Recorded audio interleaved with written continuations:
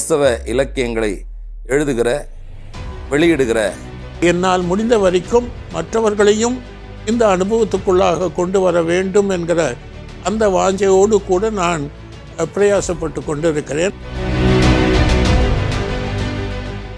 திருமணம் பற்றி அல்லது இறையியல் சார்ந்து அல்லது ஒவ்வொரு நூல்களையும் நீங்கள் எழுதும்போது இப்படி ஒரு தலைப்பில் இந்த ஒரு நூல் எழுதணும்னு சொல்லி நீங்களா ஒரு புத்தகத்தை எழுதும்போது எல்லா புத்தகமும் ஒவ்வொரு தலைப்பில் இருக்கும். இப்போ திருமணம் பற்றி அல்லது இறையியல் சார்ந்து அல்லது ஒவ்வொரு நூல்களையும் நீங்கள் எழுதும்போது இப்படி ஒரு தலைப்பில் இந்த ஒரு நூல் எழுதணும்னு சொல்லி நீங்களா யோசிப்பீங்களா? இல்லை யாராவது உங்களுக்கு இந்த மாதிரி ஒரு நூல் எழுதுங்கன்னு சொல்லுவாங்களா?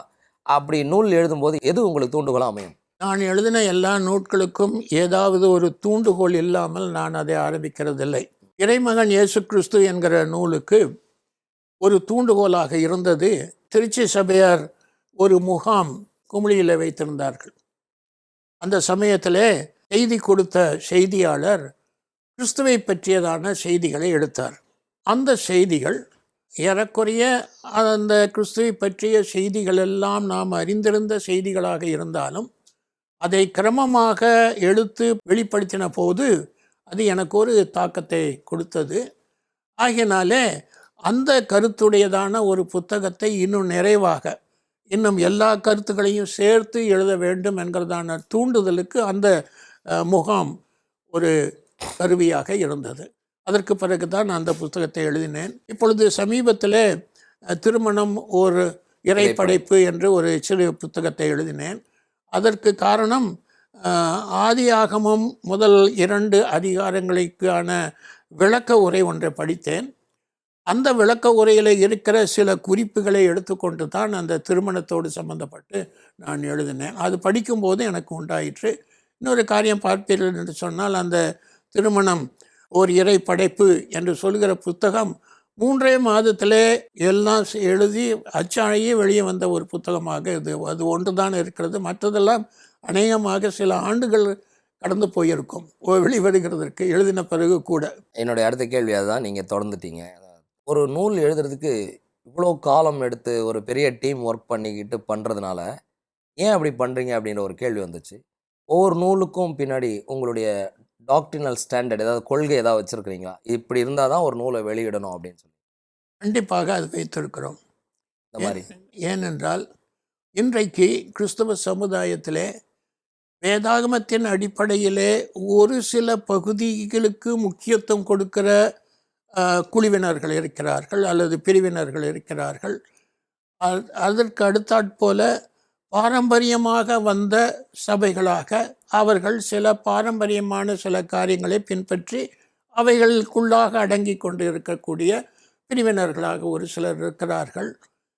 வேதாகமத்தை மட்டும் அடித்தளமாக வைத்து வேதாகமத்தை சார்ந்து அதில் சொல்லப்பட்ட போதனையையும் அதில் சொல்லப்பட்ட செயல்முறைகளையும் மட்டுமே வைத்து கொண்டு செய்யக்கூடியதான சபைகள் மிகவும் மிகவும் குறைவாக இருக்கிறது என்கிறதான நிலைமையிலே அதை தான் செய்ய வேண்டும், அதுதான் நமக்கு தேவை என்கிறதான ஒரு வாஞ்சை எனக்கு ஏற்கனவே ஏற்பட்டு விட்டது.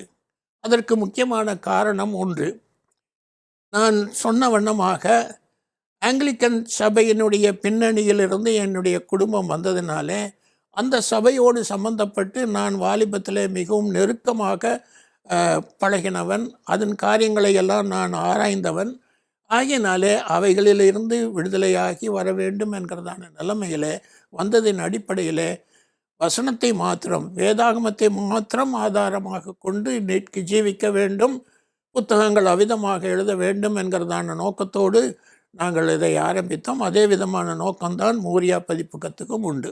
மோரியாவினுடைய ஒரு நூலுக்கும் இன்னொரு நூலுக்கும் முரண்பாடு இருக்காது. எல்லாமே ஒரு பேசிக் டாக்ட்ரினை சார்ந்து தான் இருக்கும், அடித்தளமாக இருக்கும். சரிங்க. இப்போ நீங்கள் பேசிக் டாக்ட்ரின் சொல்கிறீங்க, இது சில பாரம்பரியங்கள்லேருந்து நம்ம விடுதலையாகி வேதத்தை மட்டும் சார்ந்திருக்கணும்லாம் சொல்கிறீங்க.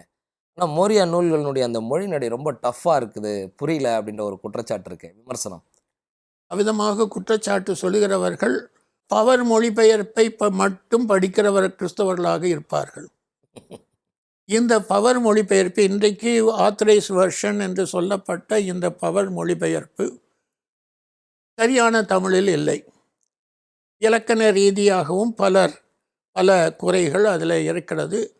மற்றும் சமஸ்கிருத வார்த்தைகள் ஏராளமாக அதுக்குள்ளாக நிறைந்து இருக்கிறது.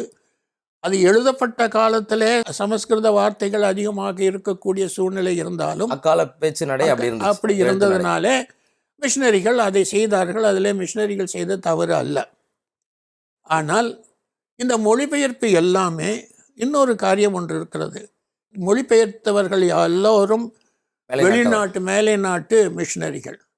தமிழை தாய்மொழியாக கொண்டு மொழிபெயர்த்தவர்கள் ராஜரிகம் ஒருவர் தான். அவரும் புதிய ஏற்பாடு மட்டும் தான். அது மற்ற காரியத்திற்கு அது வரைக்கும் பைபிள் சொசைட்டி இடம் கொடுக்கலையா, அது என்ன காரணமோ அது நின்று விட்டுறது. அந்த மொழிபெயர்ப்பையும் இப்பொழுது யாரிடத்திலும் இல்லை, யாரும் உபயோகிக்கிறதும் இல்லை. நான் பயன்படுத்தி கொண்டிருக்கிறேன் தனிப்பட்ட முறையில். புதிய ஏற்பாட்டில் இருந்து ஏதாவது வசனங்கள் படித்தா ராஜரிகம் புதிய ஏற்பாடை ரெஃபர் பண்ணாமல் நான் முடிவுக்கு வர்றதில்ல. உண்மையிலேயே ரொம்ப நல்லா இருக்கு. அதுலேயும் குறைகள் இருக்குதான், குறைகள் இருக்குது.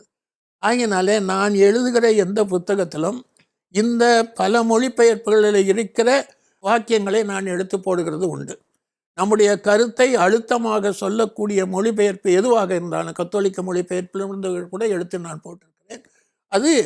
அதை படிக்கிறவர்களுக்கு இந்த வேத வசனம் இப்படி தான் இருக்கிறது என்று புரிகிறதற்கு வசதியாக இருக்கும் என்கிறதான கண்ணோட்டத்தில் அவ்விதமாக நீங்கள் இது இவ்வளோ நேரம் சொன்ன பதில்கள் அடிப்படையில் இந்த கேள்வி உங்ககிட்ட கேட்குறது தப்பு தான். ஏன்னா நீங்கள் மன நிறைவு அடைவரவராக தெரியல, நீங்கள் எதுலேயும் திருப்தி ஆகியிருக்க மாட்டீங்க. ஆனாலும் நேயர்களுக்குன்னு ஒரு கேள்வி இருக்கும், நேயர்கள் சார்பாக நான் கேட்குறேன். நீங்கள் எழுதுனதுலேயே இது வரைக்கும் எழுதின நூல்கள்லேயே பரவாயில்ல, ஒரு முக்கியமான வேலையை நம்ம முடிச்சிட்டோம், சொல்ல வேண்டிய செய்தியை சொல்லிட்டோம் அப்படிங்கிற நூல் ஏதாவது உங்களுடைய தனிப்பட்ட படைப்புகள், மோரியாவினுடைய வெளியீடில் நீங்கள் எழுதுனதில் அப்படி செய்தால் நான் நினைக்கிறேன் வேதாகமத்தின் வரலாறு தமிழ் மொழிபெயர்ப்பு என்கிற நூல் தான் இருக்கும் என்று நினைக்கிறேன். ஆனால் இப்பொழுது இந்த கோவிட் வருகிறதற்கு முன்னதாக மோரியாவிலே நாங்கள் கூடி பலவிதமான காரியங்களை நாங்கள் டிஸ்கஸ் பண்ணி கொண்டு இருக்கிற அந்த காலகட்டத்தில் மோரியாவிலே இருந்து தமிழ் ஸ்டடி பைபிள் ஒன்று உண்டு பண்ண வேண்டும், ஆய்வு வேதாகம் ஒன்று எழுத வேண்டும், தமிழில் எழுத வேண்டும் என்ற ஒரு ஆலோசனை வைத்து அதற்காக நாங்கள் ஜெபித்து கொண்டிருந்தோம். ஆய்வு வேதாகமத்தை அவ்விதமாக எழுதுகிறதுக்குரியதான கல்வி அறிவோ அல்லது வேதாகம அறிவோ மற்றவர்கள் பார்க்கிற வண்ணமாக வேதாகம கல்லூரிகளிலே டாக்டரேட் வாங்கினவர்கள் நாங்கள் யாரும் கிடையாது.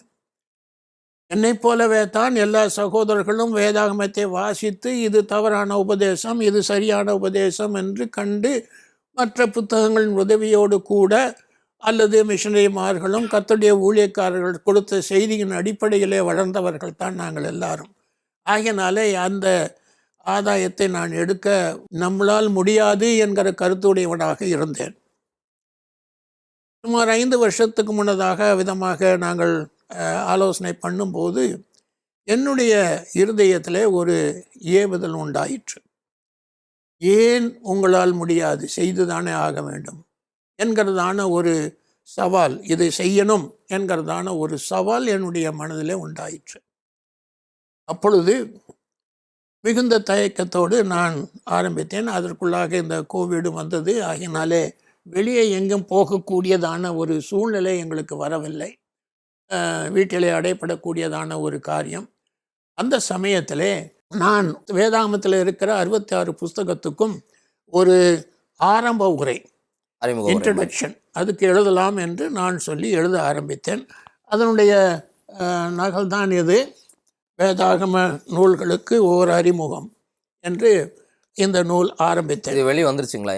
இது இன்னும் வெளியே வரவில்லை. ஒரு முன்னோட்ட பதிப்பு உங்கள் கையில் இருக்குது. முன்னோட்ட பதிப்பு, அதாவது இது எழுதி அச்சுக்கோத்து ஏறக்குறைய 8-9 தடவையாவது இது அச்சுக்கோத்து மோரியாவில் இருக்கிற சகோதர சகோதரிகளாலே படித்து திருத்தி வைத்ததான ஒரு பகுதி. இப்பொழுது அது மறுபடியும் பரிசீலனைப்படுத்தி கொண்டு இருக்கிறோம். இந்த காரியம் என்னவென்றால், இதுவே கிட்டத்தட்ட 450 பக்கம். அதுவும் A4 சைஸில். A4ல் இல்லை, அது அந்த விளக்க உரை சைஸில் தான் இருக்கும். அவ்விதமாக இருந்ததுனால இதை முழுவதுமாக அந்த ஸ்டடி பைபிளில் எடுத்தால் இன்னும் அதிக பக்கமாயிடும். ஆகினால பைபிள் ரொம்ப பெருசாகிடும். ஆகினால ஸ்டடி பைபிளில் அது தனியாக போட்டு விடலாம். இதை மாத்திரம் ஆரம்ப உரை மாத்திரம் ஒரு தனி நூலாக போட்டால் மக்களுக்கு பிரயோஜனமாக இருக்கும் என்று கருதப்பட்டு அந்த நிலையில் இது இப்பொழுது ஆயத்தமாய் ஜெபித்து கொண்டு இருக்கிறோம். இதில் இன்னொரு முக்கியமான காரியம், இந்த வேதத்தோடு சம்பந்தப்பட்ட காரியத்தில் எனக்கு உண்டான ஒரு சவால் என்னவென்றால், ஆசியா மொழிகளிலே வேதாகமம் முதல் மொழிபெயர்க்கப்பட்டது தமிழ்தான். இந்திய மொழியிலே தமிழ்தான். ஆசியாவில் எங்குமே கேட்பட்ட மொழிகளில் எல்லாவற்றிலும் தமிழிலே தான் முதல் மொழிபெயர்க்கப்பட்டது. ஆனால் இன்றைக்கு வரைக்கும் கூட பைபிள் சொசைட்டியிலே வெளியிடுகிற வேதாகமத்தில் ஒத்துவாக்கியம் இல்லை. நல்ல கமெண்ட்ரி ஒன்றும் இல்லாமல் இருந்தது. அதை தான் கர்த்தருடைய கிருபையிலே இந்த விசுவாசிகளுடைய வேதாகம விளக்க உரை என்கிறதை நாங்கள் 10 வருஷமாக அதை மொழிபெயர்த்து அதை நாங்கள் வெளியிட்டிருக்கிறோம். ஆகினாலே ஒரு சவால், தமிழிலே முதல் வேதாகமத்தை வெளியிட்டும் அந்த வேதாகமத்துக்கு உதவியாக இருக்கக்கூடிய மற்ற துணை நூட்கள் இன்னும் தமிழில் முழுமையுமாக வராமல் இருக்கிறதே, அல்லது அந்த டாக்ட்ரினல் போதனையோடு சம்பந்தப்பட்டு இதுதான் கர்த்தருடைய வசனத்தினுடைய போதனை, அது அல்ல என்று சொல்லக்கூடியதான போதனை நூல் ஒன்று இல்லையே என்கிறதான ஒரு சவால் எப்பொழுதும் என்னுடைய சிந்தையில் எழுந்து கொண்டு இருக்கிறது. அந்த அடிப்படையில் தான் இதை எழுதும் போதே போதனையோடு சம்பந்தப்பட்ட சில காரியங்களையும் நான் எழுத ஆரம்பித்தேன். அதை இப்பொழுது நான் தனியாக சேர்த்து வைத்திருக்கிறேன். இது இன்னும் அநேகர் அதை பார்த்திருக்க மாட்டார்கள், ஒரு சிலர் பார்த்திருப்பார்கள். இறையியல் விரிவுரைகள் ஆகியனால இதில் முதல்ல பாகம் 1 போட்டிருக்கீங்க. பாகம் 1, 2வது பாகம் என்றால் அது 600 பக்கத்துக்கு மேலே போகுது. ஆகியனால அது இறையியல் விரிவுரைகள்ன்றது என்னதுங்க? அது இப்பொழுது அடிப்படை உபதேச போதனைகள் மாத்திரமல்ல, இப்பொழுது வேதாகமத்தை பற்றி எடுத்துக்கொண்டால் கிட்டத்தட்ட 100 பக்கங்களுக்கு அதில் பலவிதமான கட்டுரைகள் இருக்கிறது. அதை நான் அந்த தலைப்பை வாசித்தால் உங்களுக்கு ஒரு புரியும் என்று நான் நினைக்கிறேன். பாருங்கள், வேதாகமத்தை கற்பதும் போதிப்பதும், இறை வார்த்தை முழுமையும் நிறைவும். பரிசுத்த வேதாகமம்னா என்ன? பரிசுத்த வேதாகமத்தினுடைய தனி சிறப்பு என்ன? பிப்ளியாலஜி தொடர்பாக பிப்ளியாலஜி பூராவும் இருக்கும். அதில் வேதாகம கவிதை நயம். அப்போது வேதாகமத்திலே எழுதப்பட்ட மூல மொழியிலே அந்த கவிதை நயமோ அல்லது அந்த இலக்கிய நயமோ அது என்ன, அதனுடைய சிறப்பு என்ன? தமிழ் படிக்கிறவங்களுக்கு அது யாருக்குமே தெரியாது. ஆமாம், இங்கே எல்லாமே நரேட்டடாக தான் நரேட்டடாக தான் இருக்குது. சங்கீதம் மாத்திரம் ஏதோ பாடல்னு நினைத்து கொண்டு இருக்கிறார்கள். ஆனால் ஆமாம், தீர்க்க தரிசனத்திலையும் அநேக விதமான கவிதை நூல்கள் இருக்கின்றன. புலம்பெல்லாம் ஒரு அருமையான கவிதை நூல்கள் இருக்கின்றன. ஏசாயாவிலே அழகான கவிதைகள் இருக்கின்றன. அது யாருக்கும் தமிழருக்கு தெரியாது, அல்லது ஆங்கிலம் படிக்கிறவர்களுக்கு கூட தெரியாது என்று தான் சொல்ல வேண்டும். இதெல்லாம் நீங்கள் இந்த நூலில் போட்டிருக்கீங்க? இதெல்லாம் நான் எடுத்து போட்டிருக்கேன். அப்போது அந்த மொழியிலே அந்த எந்த சிறப்பு அதில் இருக்கிறது என்பதான சில காரியங்கள். தீர்க்கதரிசி நூலில் புறவினத்தாரை பற்றி சொல்லப்பட்ட காரியம் என்ன? ஏன் தீர்க்கதரிசி நூல் வேண்டியது? அந்த தீர்க்கதரிசி எவ்விதமாக அந்த நூலை எழுதினான்? ஏன் எழுதினான்? அவன் சூழ்நிலை என்ன? இவைகள் எல்லாம் இந்த டாக்டர்னல் இதுக்குள்ளாக வரும். வேதாகம நூல்களுக்கு அறிமுகம், அப்புறம் இறையியல் விரிவுரைகள். ஸ்டடி பைபிள் பற்றி நீங்கள் சொல்லலைன்னு நினைக்கிறேன். ஸ்டடி பைபிளில் வேதாகமத்தை பற்றி அது நாங்கள் மற்ற சகோதரர்கள் அதை பார்த்து கொண்டிருந்தார்கள். நேற்று இரவு கூட 7 மணியிலிருந்து 9 மணி வரைக்கும் நாங்கள் ஒரு ஜூம் மீட்டிங் வச்சு நாங்கள் பேசி கொண்டிருந்தோம். அப்பொழுது எபிரேயர் நூலை பற்றியதான அடிக்குறிப்புகள் நாங்கள் எழுதி கொண்டிருந்தோம். அவ்விதமாக நாங்கள் 4-5 சகோதரர்கள் ஒன்று சேர்ந்து வாரம் ஒரு முறை 2 மணி நேரம் அதை பேசி திருத்தி அவ்விதமாக ஒழுங்கு செய்து கொண்டிருக்கோம். அது எப்பொழுது முடியும் என்று. இப்போ தமிழில் நிறைய ஸ்டடி பைபிள்ஸ் வந்துருச்சு. ஒரு காலத்தில் இல்லை, இப்போ கடந்த ஒரு சில 10 ஆண்டு, ஒரு 20 ஆண்டுகளில் அப்படின்னு வச்சுக்கலாம். 20 இல்லை, ஒரு 10 ஆண்டு இருக்கும்னு நினைக்கிறேன். 10-15 ஆண்டு இருக்கும்னு நினைக்கிறேன். இப்போ முதல்ல இவங்க டேனியல் ரெஃபரன்ஸ் பைபிள் போட்டாங்க, அது ஒரு ஸ்டடி பைபிள் தான். ஸோ அந்த அடிப்படையில் அதுலேருந்து நான் சொன்னால் ஒரு 15-20 ஆண்டுகள்னு வச்சுக்கோமே, நிறைய வந்துருச்சு. இப்போ மோரியாவினுடைய ஸ்டடி பைபிளினுடைய தேவை என்ன, அதனுடைய சிறப்பு என்ன? சிறப்பு என்று சொல்லும்போது தேவை என்று சொல்லும்போது வேதாகமத்தை எத்தனை பேர் எழுதினாலும் எத்தனை வியாக்கியானம் கொடுத்தாலும் அதற்கு வேதாகமத்தில் இடம் உண்டு. ஒரே வசனம் கர்த்தர் என் மேய்ப்பராய் இருக்கிறார் என்று சொல்லிய அந்த வசனத்திற்கு நீங்கள் 10 பிரசங்கம் செய்யலாம், நானும் 10 பிரசங்கம் செய்யலாம், ரெண்டும் வித்தியாசமாக இருக்கும்.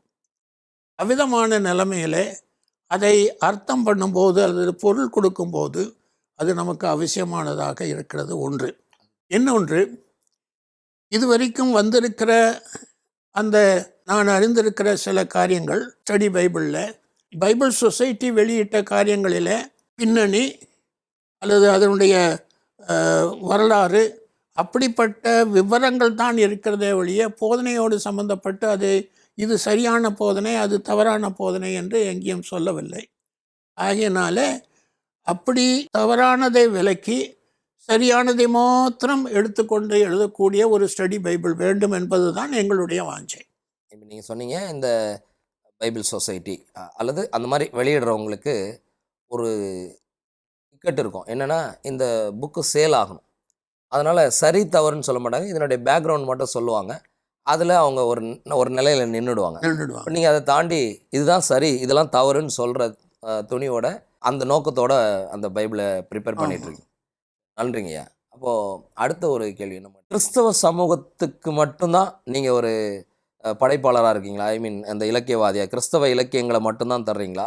அல்லது மோரியா வெளியீடுகளோ அல்லது நீங்கள் தனிப்பட்ட முறையில் எழுதுகிற நூல்களோ கிறிஸ்தவ சமுதாயம் தாண்டி பொது சமுதாயத்துக்கு உங்கள் நூல்களால் என்ன பயன், அந்த மாதிரி ஏதோ நூல்கள் படைச்சிருக்கீங்களா? இது வரைக்கும் நான் அந்த விதமாக படைக்கவில்லை, இனிமேலும் படைக்கப் போகிறதில்லை. என்னுடைய வாழ்க்கையை ஆண்டவருக்கு கொடுத்து விட்ட பின்னர் அவைகள் எல்லாம் தேவையற்ற காரியங்களாக இருக்கின்றன என்றுதான் நான் கருதுகிறேன். ஆனால் இந்த நூல்கள் பதிப்பகத்திலே நூல் பதிப்பகம் ஒரு பெரிய கலை. அந்த கலை கிறிஸ்தவ உலகத்தார் இதுவரைக்கும் காணாதிருக்கிறார்கள். ஒரு ஆசிரியர் ஒரு நூலை எழுதிட்ட பின்பு அதை அப்படியே அச்சடித்து அதை விற்க கொடுத்துக்கிடுகிறார்கள். அதை யாரும் படித்து திருத்தி ஒரு எடிட் பண்ணக்கூடியதான, அதாவது அதை சீர்திருத்தக்கூடியதான ஒரு காரியம் ஒன்றும் யாரும் செய்கிறதாக தெரியவில்லை. மாதத்துக்கு ஒரு புத்தகம் வெளியிடுகிறார்கள். அதில் தரமும் இருக்கிறதில்லை, அதிகமான பயனும் வருகிறதில்லை. ஆனால் இது எனக்கு கற்றுக் கொடுத்த யாரும் கற்றுக் கொடுக்கவும் இல்லை. ஒரு புத்தகத்தை, ஆங்கில புத்தகத்தை, ஒரு ஸ்டடி பைபிளோ அல்லது வேறு ஒரு புத்தகத்தை நான் எடுத்து படிக்கும்போது, ஆங்கில புத்தகத்தை படிக்கும்போது அதை யார் எழுதியிருக்கிறார்கள், எந்த வருஷம் வெளியிட்டிருக்கிறார்கள், யார் வெளியிட்டிருக்கிறார்கள், அதற்கு அவர்கள் என்ன முயற்சி செய்தார்கள் என்றெல்லாம் நான் ஆராய்ந்து பார்த்து அவ்விதமாகத்தான் நான் கற்றுக்கொண்டேனே தவிர எழுத்துக்கலையிலோ அல்லது பதிப்பு கலையிலோ யாரும் எனக்கு போதிக்கவும் இல்லை. எனக்கு போதிக்கக்கூடியதான சந்தர்ப்பம் எனக்கு கிடைக்கவும் இல்லை. இவைகளெல்லாம் நானாக கற்றுக்கொண்ட காரியங்கள் தான். ஆகையினாலே அந்த பக்கம், அந்த புஸ்தகத்தினுடைய அளவு விதமாக இருக்க வேண்டும். ஏன் அச்சடிக்கிற கடுதாசி இந்த அளவில் இருக்கிறது, ஆகையினாலே இந்த அளவில் அதை செய்யலாம், அந்த அளவில் அதை செய்யலாம், இந்த புத்தகம் இவ்விதமாக இருக்க வேண்டும் என்று தீர்மானிக்கிற காரியம், அதற்கு ஒரு டெக்னிக்காலிட்டி உண்டு, அதற்கு ஒரு கலை ஒன்று உண்டு. புத்தக அச்சுக்கும் புத்தக வெளியீட்டுக்கும் ஒன்று உண்டு. இவைகளெல்லாம் இருந்தாலும் நீங்கள் சொன்னது போல அநேக ஸ்டடி பைபிள் வெளியிட்டிருந்தாலும் ஒரு சபை சார்பாக அதை வெளியிடும்போது அந்த சபையார் அதற்கு வேண்டிய பொறுப்பை எடுத்துக்கொண்டு அதை அவர்கள் வாங்கி கொள்கிறார்கள். ஆனால் நாங்கள் செய்கிற புத்தகம் வெளியிடுகிறவர்கள் ஒரு சபையாரோ அல்லது வேறு ஒரு நிறுவனமோ எங்களுக்கு எந்த விதமான உதவியும் செய்கிறதில்லை, நாங்கள் எதிர்பார்க்கிறதும் இல்லை. ஆனால் இதிலே ஒரு சிக்கல் ஒன்று உண்டு. வெளியிட்டால் நல்லது, ஆனால் எல்லாம் விற்பதும் இல்லை, பணம் முடங்கி போய்விடுகிறது. ஆனால் இதிலே ஆதாயமும் மிகவும் மிகவும் குறைவு, அது எங்களுடைய செலவுக்கு போதுமானதாகவும் இல்லை. இருந்தாலும் இதை ஒரு ஊழியமாகவே நாங்கள் செய்கிறோம். அதற்கு வேண்டியதான தேவைகளை ஆண்டவர் எங்களுக்கு போதுமான அளவு அல்லது தேவை வரைக்குமாக கொடுத்து கொண்டு வருகிறார் என்று தான் நான் சொல்ல முடியும். உங்களுடைய பதிலை சொன்னீங்க, நான் அந்த உலகத்துக்காக நான் எழுதலை அப்படின்னீங்க. அது உங்களுடைய அர்ப்பணிப்பாக இருக்கலாம். ஆனால் நீங்கள் எழுதின பல நூல்களில் இருக்கக்கூடிய பல செய்திகள் ஒரு பொது சமூகத்தை சேர்ந்த பொது மனிதனுக்கும் பயனுள்ளதாக இருந்திருக்கு. இப்போ போக்குவரத்து அப்படிங்கிற வார்த்தையை தான் இன்றைக்கி நம்ம வேதத்தினுடைய வார்த்தையை தான் வந்து டிரான்ஸ்போர்ட்டுக்கு பயன்படுத்துகிறாங்க அப்படிங்கிற மாதிரி செய்திகள்லாம் போகிற போக்கில் சும்மா ஒரு 2 லைனில் நீங்கள் எழுதிட்டு போயிடுவீங்க. அதெல்லாம் நல்ல பெரிய இன்ஃபர்மேஷன். அதனால் நீங்கள் அந்த நோக்கத்தோடு எழுதலைனாலும் பொது சமூகத்துக்கும் நீங்கள் பயன் தரக்கூடிய நூல்களை படைச்சிருக்கீங்க அப்படிங்கிறது நான் உங்களுக்கு இந்த நிகழ்ச்சியின் வாயிலாக நேயர்களுக்கும் சொல்லிக்கொள்ள விரும்புகிறேன். இன்னொன்று, இந்த தமிழ் வேதாகம மொழிபெயர்ப்பும் வரலாறுன்னு இருக்கு இல்லையா, அதில் நீங்கள் குறிப்பிட்டிருக்கிற நிறைய விஷயங்கள், அப்புறம் போதகர்களுக்கான, அதாவது பிரசங்கிமார்களுக்கான ஆலோசனைன்னு திருமறை களஞ்சியத்தில் நீங்கள் எழுதின கட்டுரையிலையும், அது வெறும் கிறிஸ்தவ பிரசங்கிமார்களுக்கு மட்டும் இல்லாமல் பொதுவாக ஒரு சொற்பொழிவாளர்களுக்குமான, அது ஒரு 5 பக்கம் தான் நினைக்கிறேன் அந்த கட்டுரை. அதில் நிறைய இன்ஃபர்மேஷன் இருக்குது. நானும் போய் பொது தளத்துலையும் பேசுகிறவன், கிறிஸ்தவ தளத்துலையும் இயங்குறவன்றதுனால அந்த கட்டுரைகள்லாம் தைரியமாக அதை மட்டும் தனியாக எடுத்து ஒருத்தருக்கு கொடுத்து இது நீ ப்ராக்டிஸ் பண்ணுன்னு சொல்லலாம். ஸோ நீங்கள் பொது தளத்துலேயும் உங்களுடைய இது பயன் தந்திருக்குது. உங்களுடைய நோக்கம் அதுவாக இல்லாமல் இருக்கலாம். சரிங்க, இது வரைக்கும் கிறிஸ்தவ துறையில், கிறிஸ்தவத்தில் பல துறைகள் இருக்கின்றன. எல்லாத்த பற்றியும் எழுதிட்டேன் அப்படின்னு நினைக்கிறீங்களா? இல்லை நீங்கள் இன்னும் இதை பற்றி நான் எழுதணும் அப்படிங்கிற ஏதாவது மனக்குறை இருக்கா, குறை இருக்கா? வேதாகமம் ஒரு முடிவில்லாத ஒரு புத்தகம். அதில் யாரும் படித்து திருப்தி காணவே முடியாது. அது ஒரு பெரிய ஆழ்கடல். கடலில் போய் ஒரு பக்கெட்டு தண்ணி எடுத்து வச்சுட்டு நான் கடல் தண்ணியெல்லாம் எடுத்துட்டேன்னு சொல்கிற மாதிரியான அளவில் தான் நான் ஏதோ எழுதினதாக இருக்கலாம். அதற்கும் கம்மியாகத்தான், ஒருவேளை ஒரு டம்ளரில் கடல் தண்ணியை எடுத்து வச்ச அளவு தான் நான் செஞ்ச காரியமாக இருக்கும் என்று நான் நினைக்கிறேன். ஆகையினால இதில் யாரும் திருப்தி அடையவே முடியாது. இன்றைக்கி கிறிஸ்தவ இலக்கியத்துறையில் எது குறைவாக இருக்கிறது, அதை சரி செய்கிறதுக்கு உங்களுடைய ஆலோசனை என்ன? கிறிஸ்தவ இலக்கியத்துறையில் இப்படிலாம் இந்த குறைகள்லாம் இருக்குது, இதை சரி செஞ்சால் நல்லாயிருக்கும், இப்படி தான் இதுக்கான நான் ஆலோசனை தர்றேன் அப்படின்னு. குறை என்று சொல்லும்போது அந்த எடிட்டோரியல் ஒர்க்கு எந்த கிறிஸ்தவ வெளியீட்டுலேயும் தமிழ் வெளியீடுகளில் இருக்கிறதாக நான் பார்க்கவில்லை. ஒரு ஆசிரியர் எழுதுகிறார், அவர் அதை திருத்துகிறார், அவ்வளோதான், அதோடு அது முடிந்து விடுகிறது. போடுறாங்களே, இவர் பிழை திருத்தி கொடுத்த இவருக்கு நன்றின்லாம் அதாவது 1-2 பேர் போடுவார்கள். அப்புறம் இன்னொன்று, பிஷப்போ அல்லது அந்த சபையினுடைய தலைவரோ ஒரு முன்னுரை அவர் எழுதிட்டால் அது வியாபாரமாகிடுது. ஆனால் நாங்கள் அந்த மாதிரி இதுவரைக்கும் யாரிடத்திலும் நாங்கள் முன்னுரையோ எழுதலை. அப்படி செய்திருந்தால் பதிப்பத்தார் உரை என்று நாங்களே தான் அதுக்கு வேண்டிய சில குறிப்புகளை எழுதியிருப்போமே தவிர ஒன்றுமில்லை. ஆகினாலே புத்தகம் எழுதின பின்பு அதை சீர் செய்து அதை சரியான முறையிலே அச்சு கோர்த்து பக்கங்களை ஒழுங்குபடுத்தி படங்களையும் அட்டை படத்தையும் மற்ற காரியங்களையும் செய்து பண்ணுகிற கூடியதான ஒரு காரியம் தமிழ் மொழியிலே வருகிற நூல்களுக்கு இதுவரைக்கும் நான் சரியாக எதையும் பார்க்கவே இல்லை. கிறிஸ்தவ நூல்களுக்கு பொது நூல்கள்லாம் நல்ல தரமாக வருது, நான் பார்த்துருக்குறேன். இப்போ கிழக்கு பதிப்பத்தார் போடுகிற காரியங்கள், அதில் நீங்கள் எடுத்துக்கொண்டது போல அந்த மொழி நடை அது வித்தியாசமாக இருக்கும், ஒவ்வொரு புத்தகத்துக்கும் வித்தியாசமாக இருக்கும். அவ்விதமான முயற்சியோடு எந்த கிறிஸ்தவ எழுத்தாளனும் முயற்சி செய்ததாக இல்லை. 1-2 புத்தகங்கள் அவ்விதமாக இருக்கிறது. அது காரணம் இவங்க பவர் வருஷனை மொத்தமே சார்ந்திருக்கிறதுனாலே வந்தது. இன்னொன்று, இந்த கிறிஸ்தவர்கள் அந்த பவர் வருஷன் தவிர்த்து செய்தித்தாள்களை படிக்கிறார்களோ, மற்ற புஸ்தகங்களை படிக்கிறார்களோ, மற்ற நாவல்களை படிக்கிறார்களோ, அது யாரும் படிக்கிறதாக தெரியவில்லை. ஆகினாலே உண்டாகிற குறைவிலே தான் இந்த நல்ல தமிழ் எழுதினால் அல்லது தமிழை நயத்தோடு எழுதினால் அதை விரும்ப மாட்டேங்கிறார்கள் கிறிஸ்தவர்கள் விரும்ப மாட்டேன். அதனால தான் நான் முதல்ல கேட்டேன், கிறிஸ்தவர்களை மட்டுமே நம்ம ஃபோக்கஸ் பண்ணாமல் பொதுமக்களுக்கு இந்த செய்திகள், கிறிஸ்தவம் இப்படிப்பட்ட விழுமியங்களை நம்ம உள்ளடக்கி இருக்குது அப்படின்னு பொதுமக்களுக்கு சொல்கிற மாதிரி நம்ம ஃபோக்கஸ் பண்ணால் நல்லாயிருக்கும். அது உங்களுடைய தனிப்பட்ட விருப்பம். இன்றைக்கு எல்லா நிகழ்ச்சிகளுமே இப்போ நம்ம இந்த நிகழ்ச்சி கூட ஒரு வீடியோவாக தான் நேயர்களுக்கு மக்களுக்கு போய் சேருது. எல்லாமே ஒரு காணொலியாக வரும்போது பிரிண்டட் பேப்பர் புக்கு தேவை இருக்குதுன்னு நினைக்கிறீங்களா? கண்டிப்பாக பேப்பர் தான், எழுத்து தான் அவசியம் என்பதான கருத்துடையவன் நான். ஏனென்றால் ஆதியிலே வார்த்தை இருந்தது, அது கர்த்தரோடு கடவுளோடு இருந்தது, அது மாம்சமாயிற்று. ஆதியிலே சொல் ஒரு உருவம் எடுத்தது, அது சரீர உருவம் எடுக்கும்போது அது கிறிஸ்து, எழுத்து உருவம் எடுக்கும்போது அது வேதாகமம். இந்த வார்த்தை, கடவுளுடைய வார்த்தை எழுத்து ரூபம் எடுத்து அதுதான் விசுவாசத்திற்கு கேள்வியாக போகிறது. இப்பொழுது கைபேசியிலே சில செய்திகள் வருகிறது, அதை படிக்கலாம். அதிலையும் கூட எழுத்து இருக்கிறது, அதை நான் மறுக்கவில்லை. ஆனால் அதிகாரபூர்வமாக அதில் வருகிறதா என்கிறது ஒரு சிலருடைய எழுத்தை அதிகாரமாக எடுத்துக்கொள்கிறார்கள், வேறொருவர் அவர் எழுதினது என்று சொல்லிவிடுகிறார்கள். ஆகையினாலே அதிகாரபூர்வமாக கர்த்தருடைய வார்த்தை என்று சொல்லக்கூடியதான நிலையிலே வரக்கூடிய எழுத்துகள் அது மிகவும் முக்கியமான ஒரு எழுத்தாக இருக்கிறது.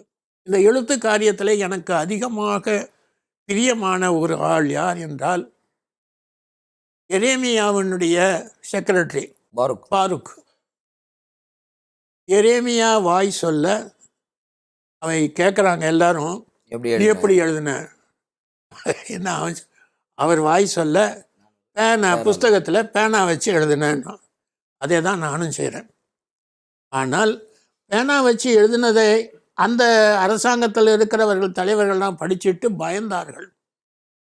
அப்போ தேவனுடைய வார்த்தை, தேவனுடைய வார்த்தையாக அது நீயோ நானோ படிக்கும்போது அது ஒரு பயத்தை, ஒரு பக்தி விருத்தியை, ஒரு தெய்வீகத்தை அது எனக்குள்ளாக கொடுக்கிறது.